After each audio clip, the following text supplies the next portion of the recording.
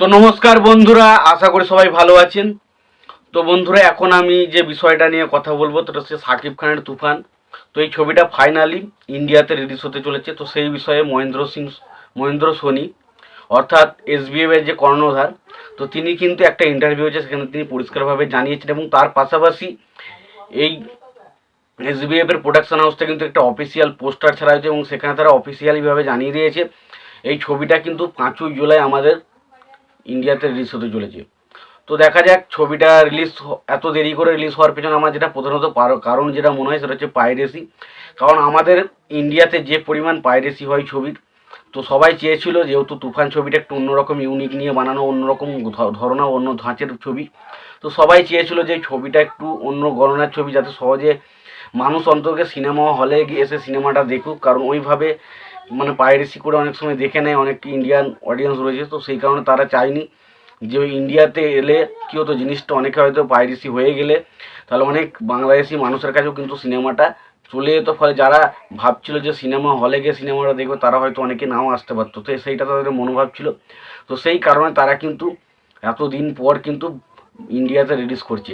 তো এটা একটা খুশির খবর যে ইন্ডিয়াতে ছবিটা দেখতে হবে, কারণ আমি ছবিটা দেখার জন্য খুবই এক্সাইটেড এবং ছবিটা কবে আসবে সেই আশায় খুব অনেক দিন ধরে বসেছিলাম। তো ছবিটা ফাইনালি আসছে, এটা একটা সত্যি কথা বলছি, আমার কাছে একটা বিরাট বড় খুশির আপডেট। এটা নিয়ে কোনো সন্দেহ নেই, কারণ আমি এই ছবিটাকে যে কোনো উপায়ে আমাকে দেখার ইচ্ছা ছিল। এবার যদি হয়তো 5ই জুলাই না ইয়ে করতে হয়, তাহলে হয়তো আমি খুঁজতাম ইন্টারনেটে পাইরেসি, হয়তো কোনো একটা কিছু করেই আমি হয়তো দেখার চেষ্টা করতাম, কারণ আমার পক্ষে আর অত ধৈর্য ধরা সম্ভব হচ্ছিল না, কারণ কবে আসবে সেই ভেবে একটা চাপ লাগছিল। তাই ফাইনালি ছবিটা রিলিজ করছে, আশা করি দেখবো ছবিটা কেমন হয়েছে না হয়েছে। সবাই ভালো বলেছে বলেই আমি যে ভালো বলবো এটা কোনো মানে নেই। ছবিটা যদি সত্যি আমার ভালো লেগে থাকে অবশ্যই ভালো বলবো, খারাপ লাগলে অবশ্যই খারাপ বলবো, যদি কোনো খারাপ থেকে থাকে সেটা অবশ্যই জানাবো। তো সত্যি বলতে এটা নিয়ে কোনো সন্দেহ নেই যে আমি তুফান নিয়ে ভিডিও বানাচ্ছি, মানে এর মানে এই নয় যে তুফান ছবিটা নিয়ে সব কিছুই ভালো বলবো। যদি সেটা সত্যি সব কিছু ভালো থাকে অবশ্যই ভালো বলবো, যদি কিছু খারাপ পাই অবশ্যই সেটা আপনাদেরকে জানাবো। তো এটাই ছিল মোটামুটি আপডেট। এবার 5ই জুলাই ছবিটা আসছে, তো এটা নিয়ে আমি খুবই এক্সাইটেড। এবং আমাদের দেশে একমাত্র এটা কিন্তু রিলিজ হতে অনেকটা দেরি হচ্ছে, বাট এর আগে কিন্তু এই 28শে জুন থেকে কিন্তু অনেক জায়গায় কিন্তু বিদেশের প্রায় 15টা দেশের মতো 15টা জায়গায় কিন্তু রিলিজ হয়েছে এবং সেই জায়গাগুলোতে কিন্তু ভালো রকম রেসপন্স কিন্তু ছবিটা পাচ্ছে। তো দেখা যাক সমস্ত জায়গায় এই প্রথম কোনো বাংলাদেশের ছবি বাংলাদেশের বাইরে এতটা ভালো কালেকশন বা এত রেসপন্স পাচ্ছে।